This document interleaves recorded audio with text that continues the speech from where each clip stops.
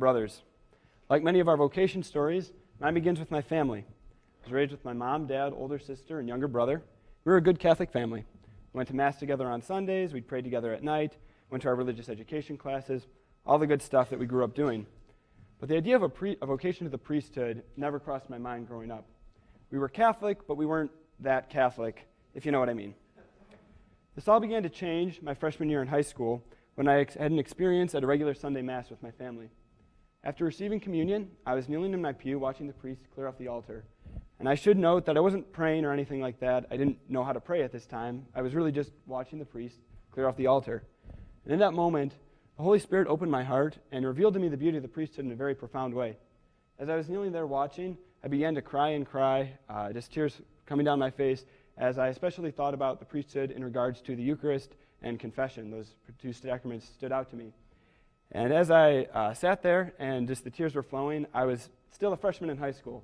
So I wiped the tears away and shoved the idea of the priesthood as far out of my mind as I possibly could. But God got sick of me, and sophomore year, God, or I guess Bishop Conlon, sent a newly ordained priest to be the associate at my home parish.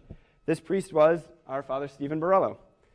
And Father Stephen, I had never seen a young priest before, so it was just a shocker. I thought they were all 90 years old.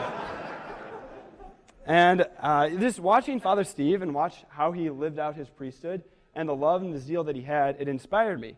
And it brought back the desire for the priesthood that the Lord had instilled in my heart back freshman year of high school. I didn't really understand what the priesthood was, theologically or otherwise, but I knew that it was something that this man loved, and that was inspiring for me. As my time in high school progressed, I slowly got more and more involved at my parish, got working involved in different ministries and apostolates, and the more I got involved, the more the idea of the priesthood continued to grow in my mind, and the happier I became. I began to live a double life of sorts. On the one hand, I was a normal high schooler who did normal high school things. Some of you can relate to that.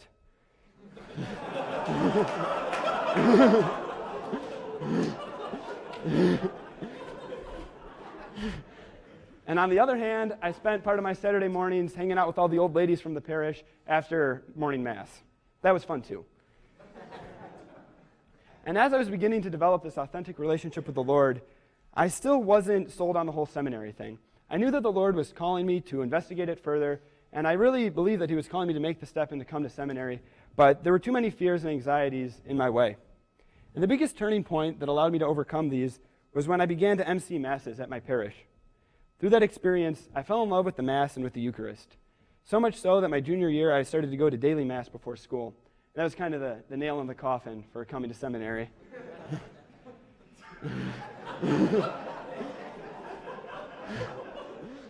The continued exposure to the Eucharist and to the priesthood that I had, serving Mass and attending Mass every day, allowed the Lord to remove all of those fears and anxieties that I had had.